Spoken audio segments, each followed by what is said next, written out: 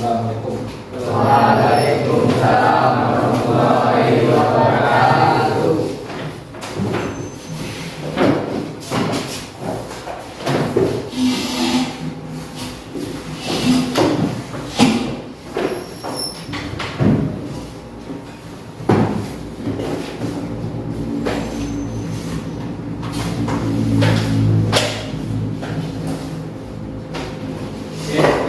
Disiapkan.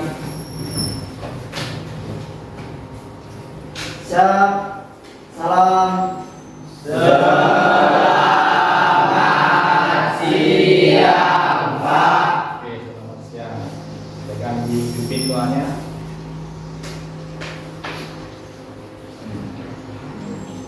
Sebelum belajar, mari kita berdoa menurut keyakinan dan agama masing-masing. Berdoa dimulai.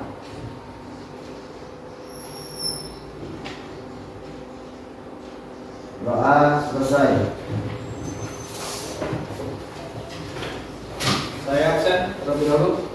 Yang tidak hadir, siapa? Tadi nanti yang Ada yang izin hadir tadi. Orang, berarti ya? Kurang nggak? Ya. Iya, habis kan tadi. Habis ya? Ya. Oke, yang lain semua ya? Ya. Oke.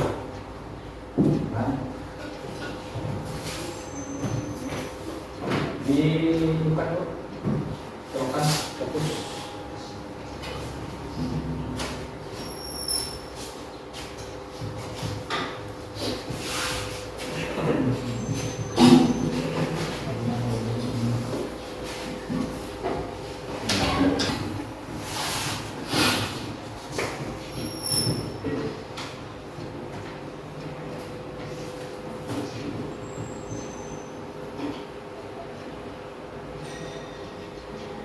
Oke, kita masuk ke alat ukur panjang ya. Ingat cara mengukur ya. Menggunakan apa saja untuk mengukur panjang?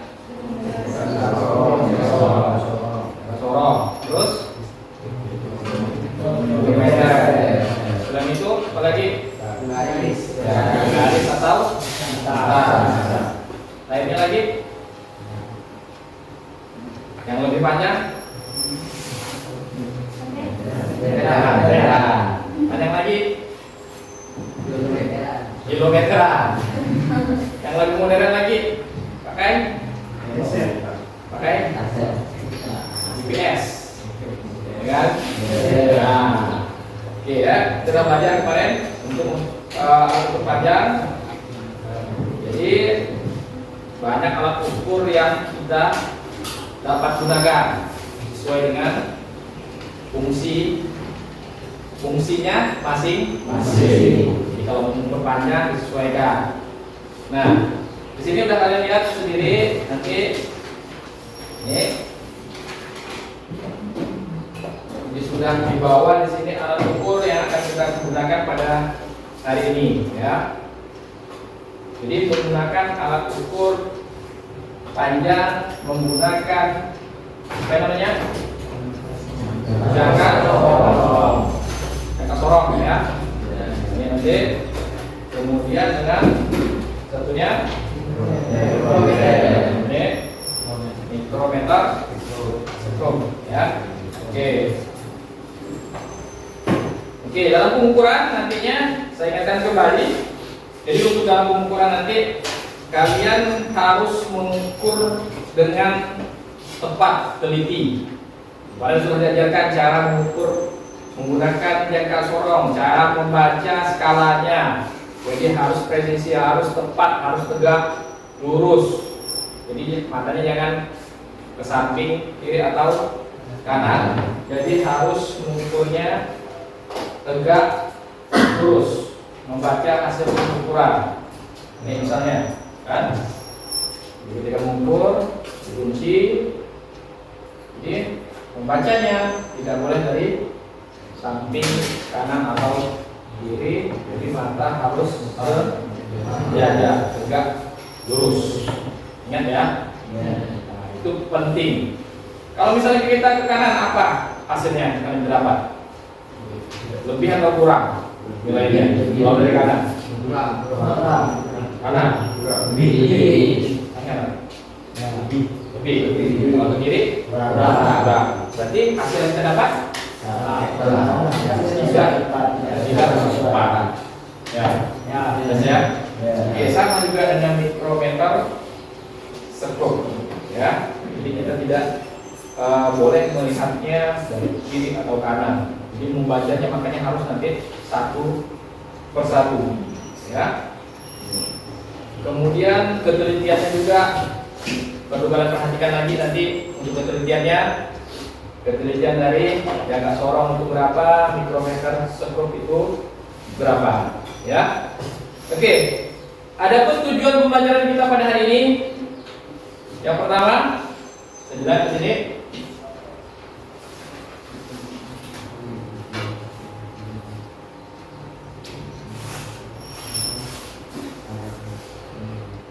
Peserta didik dapat melakukan pengukuran pada unit kopling, ya, yang telah di overhaul. Kemudian yang kedua, peserta didik dapat mendiagnosa kerusakan unit kopling. Jadi kerusakan unit kopling yang kita diagnosa nanti, yang kalian diagnosa nanti, berupa praktis, plat dan gas. Jadi didiagnosa nanti, apakah masih sesuai ukurannya, masih layak dipakai dan lain sebagainya, nanti kalian yang diagnosa, ya. Kemudian dapat mempresentasikan hasil pengukuran. Jadi nanti setelah kalian kerja kelompok, kalian presentasikan masing-masing kelompok nanti, ya. Kemudian yang terakhir, tujuan yang terakhir adalah peserta didik dapat menyelesaikan soal esai. Jadi setelah nanti selesai akan saya berikan satu atau beberapa soal esai, ya. Oke. Jadi ini untuk alat ukurnya, silakan diamati nanti. Untuk alat ukurnya ada tadi apa? Kemudian mikro, tersebut. Oke, dua tersebut, hal tersebut yang akan kita gunakan nanti.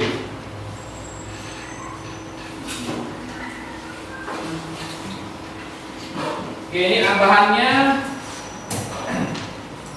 yang disebutkan tadi. Ada plat dis, sama gas. Oke, tiga ini nanti yang akan kalian melakukan pengukuran. Oke, bagaimana cara mengukur diameter dalam, diameter luar, kemudian dalam. Ini ya. Oke. Selanjutnya silakan kalian bagi 4 kelompok ya. Kelompok nanti berdasarkan absen. Terhafalkan absennya? Absen 1 sampai 5 dan seterusnya, 6 sampai 10 dan seterusnya. Kelompok 1, kelompok 2, kelompok 3, kelompok 4 ke sana. Ya, silakan.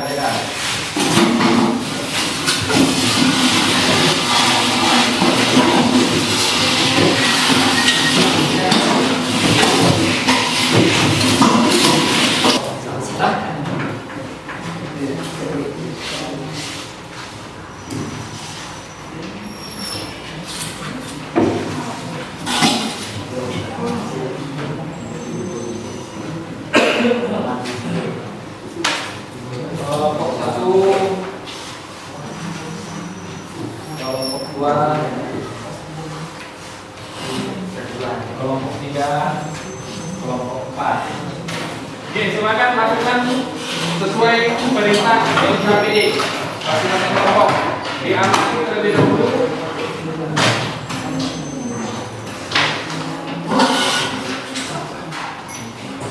Bagaimana cara mengukur benda-benda tersebut? Ya, bagaimana cara mengukurnya? Kemudian alat apa saja yang bisa digunakan untuk mengukur benda-benda tersebut? Bagaimana cara pengukuran yang tepat dan teliti. Apa fungsi dari jangka sorong dan mikrometer skrum? Bagaimana cara menggunakan alat-alat atau jangka sorong dan mikrometer skrum?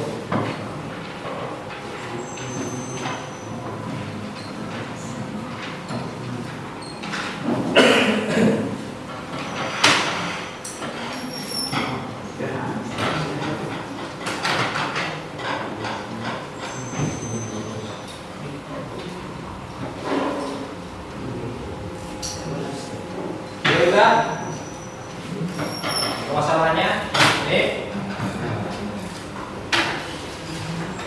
silakan kalian diskusikan dan dikerjakan.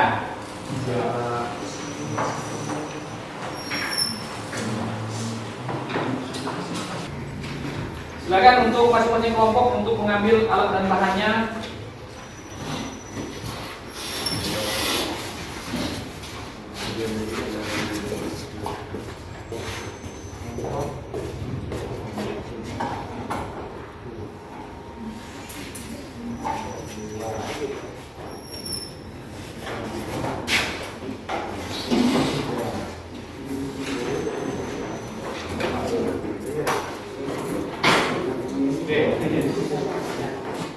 Saya kasih baca, kemudian ingat tadi kalian melakukan pengukuran berapa kali? 3 kali pengukuran.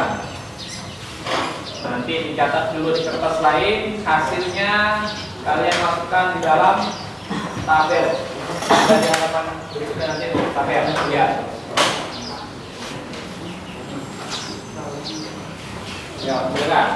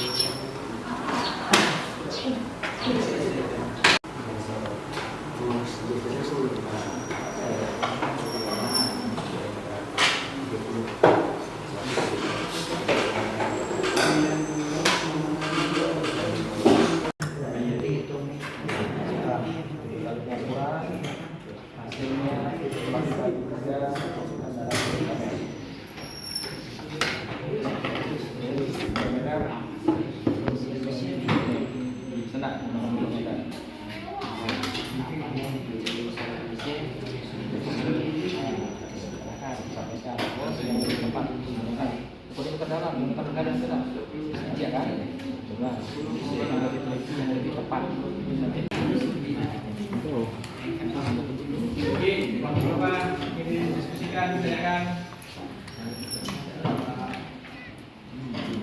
Ada?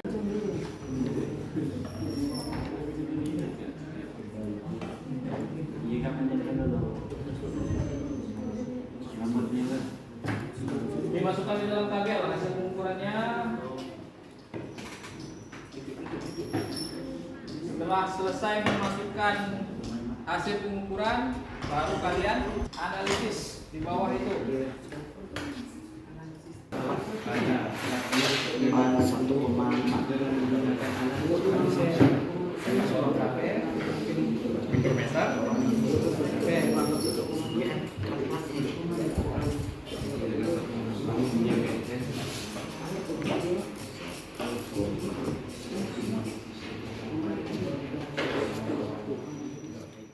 Kelompok satu udah kesimpulan. Oke, kita kesimpulan jadi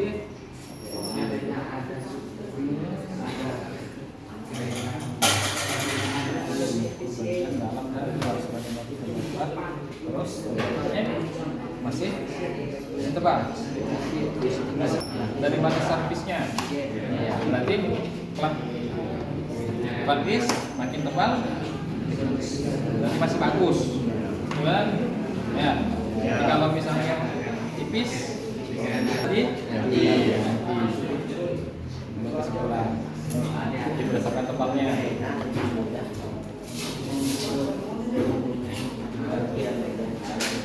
Ya, bisa nak melakukan pengamatan? Bisa. Misalnya ini ya, kita lihat amati. Oh, bagian ini dia haus, kan? Karena ada retak. Karena kan kulitnya ini harus diganti. Termasuk dari pelat. Ini kan bisa kita lihat. Enak dipakai. Misalnya gimana? Oh ini ya udah apa nih? Haus, melengkung, ya. Berarti tidak layak lagi untuk digunakan. Harus kita ganti. Dibuat di sebelah. Oke. Oke, silakan terlebih dahulu dikumpulkan untuk LKPD-nya. Saya lihat terlebih dahulu. Setelah itu baru dipresentasikan sebagai kelompok. Ya,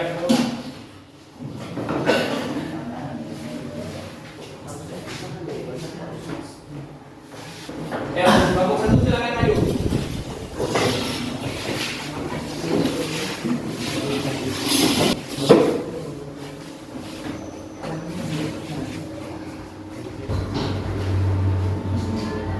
Misal masalah Lukis masih layak pakai. Gas sudah mulai haus. Gas sudah mulai haus. Sudah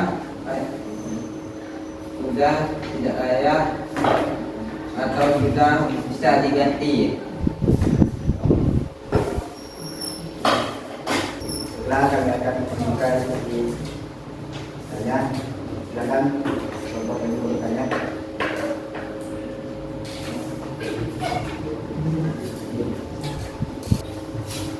Bagaimana cara membentuk radis dalam leluhur?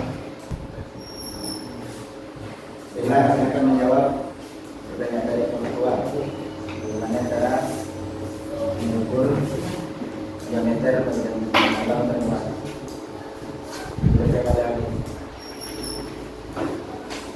Dalam penelusuran diameter radis bagian dalam dan bagian luar dapat dilakukan dengan cara menggunakan alat jangka sorong, karena dalam dengan alat jangka sorong lebih efektif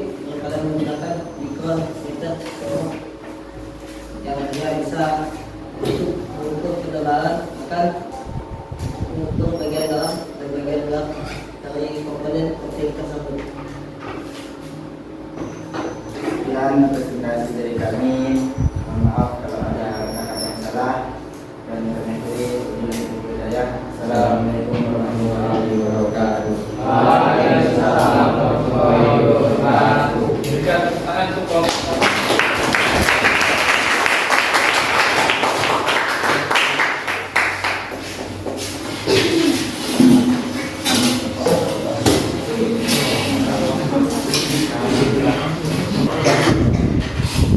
Oke, jadi untuk kelompok satu tadi ada saya garis bawahi prinsip. Jadi untuk rumusan masalah kalian bacakan terlebih dahulu ya. Panjangnya ya. Dibacakan dulu untuk masalahnya apa, kalian sampaikan. Daftar masalahnya baru nanti ke kesimpulannya kan. Gitu ya. Oke ya. Itu saja tadi. Oke, kita lanjut untuk kelompok 2. Silakan untuk kelompok 2 presentasikannya. Assalamualaikum warahmatullahi wabarakatuh. Waalaikumsalam warahmatullahi wabarakatuh. Kami dari kelompok 2 ingin mempresentasikan hasil kerja kami. Mari silakan membacakan hasilnya. Saya akan membacakan hasil diskusi kami. Bukan salah. Belakang, tidak rasa atau resiko, kelas mulai lembut, kampas mulai haus pada plat dis. Pengembaraan diameter dalam dan luar plat dis atau komplek yang kosong bagian dalam 9,8 mm dan luar 1,18 mm. Ya, diameter dalam dan luar plat atau plat kopling yang kosong bagian dalam 9,64 mm dan luar 12,26 mm. Tebal plat dis atau cakam kopling yang kosong 2,2 mm dan mikrometer 45,28 mm. Dan sekian hasil presentasi kami. Jika ada salah kata mohon dimaafkan. Assalamualaikum warahmatullahi wabarakatuh. Waalaikumsalam warahmatullahi wabarakatuh. Demikian.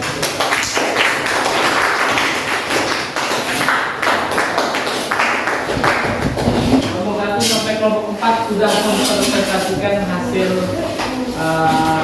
pekerjaannya atau praktiknya. Jadi kalau saya lihat tadi kelompok yang mempresentasikan kalian masih ragu-ragu untuk menyampaikan. Jadi ngomongnya masih ada yang pelan-pelan, ya. Masih malu-malu kucing untuk menyampaikan hasil presentasinya. Ya. Kemudian tadi harusnya juga ada yang kira-kira yang kurang jelas, mungkin dari kelompok 4 tadi kurang jelas dalam menyampaikan. Ya, yang bertanya tidak puas atau bagaimana gitu kan? Di bawah ya tadi ya. Itu coba sampaikan. Kelompok 4 harus pede. Ini jangan ukurnya. Bla. Nah, sampaikan. Ya? Oke. Pada dasarnya udah mempresentasikan semua. Saya kira apa yang kalian kerjakan tadi dari awal sampai akhir bisa kita tarik kesimpulan, ya, bisa kita tarik kesimpulan dari hasil percobaan yang kita lakukan. Mungkin dari kelompok berapa yang ingin memberikan kesimpulan dari praktikum atau percobaan yang telah kita lakukan pada hari ini? Silakan, tidak usah malu-malu. Katakan apa yang dapat kita simpulkan dari kegiatan kita pada hari ini. Nomor 1. Nah, bisa simpulkan. Boleh nomor 1? Oke. Waalaikumsalam warahmatullahi wabarakatuh. Baik, praktikum yang sudah dilakukan atau sudah dilaksanakan dapat untuk menarik kesimpulan, yaitu dapat lebih jelas dan belajar menggunakan jangka solang dan mikrometer sektor. Jadi dapat disimpulkan bahwa untuk mengukur kelembaran dan diameter dari komponen coating kita dapat menggunakan jangka solang dan mikrometer dan alat yang sudah ada, dan untuk setelah melakukan praktikum kita juga dapat paham untuk menggunakan dan untuk mencari satuan milimeter yang ada di kampas atau komponen coating lainnya. Dan sekian dari saya. Assalamualaikum warahmatullahi wabarakatuh.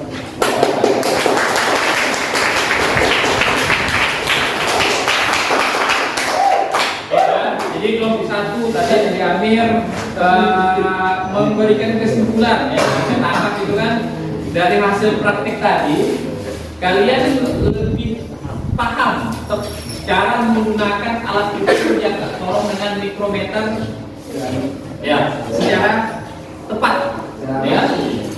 Jadi tadi menggunakan jangka sorong, mengukur diameter dan tebal tadi kan. Diameter dalam, diameter luar. Kira-kira diameter dalam dan luar yang lebih tepat kita menggunakan diameter apa? Jangka sorong. Ya, berarti jangka sorong. Kenapa? Sesuai dengan fungsinya tadi. Ya, bisa dalam, bisa luar diameter yang kita ukur. Kemudian untuk tebal, kita bisa menggunakan mikrometer sekrup. Karena mikrometer sekrup lebih teliti daripada jangka sorong. Oke, itu bisa. Sebelum kita akhiri, jadi saya akan memberikan satu buah soal esai. Silakan ditulis di kertas satu lembar. Nah, dikerjakan sendiri-sendiri. Nyontek. Selesai? Oke, kalau sudah selesai silakan kumpulkan.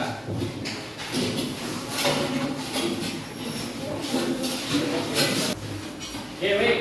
Jadi untuk pertemuan selanjutnya kita akan membahas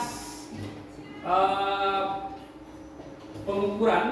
Kita lanjutkan untuk ke unit kopling yang lain, yaitu CVT, matic. Ya, jadi pertemuan selanjutnya kita masuk ke yang matic di CVT. Silakan dibaca-baca, dipelajari untuk pertemuan selanjutnya. Jelas ya? Oke, berarti selesai hari ini.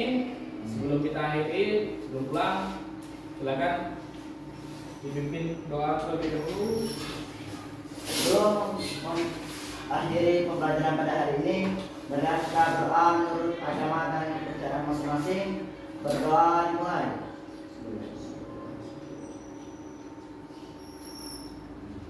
Doa selesai. Oke, demikian ya hari ini. Silakan disiapkan. Kita akhiri. Assalamualaikum warahmatullahi wabarakatuh. Waalaikumsalam warahmatullahi wabarakatuh. Selamat siang. Siap. Nah, siapkan. Siap. Salam. Selamat siang, Pak. Oke, silakan.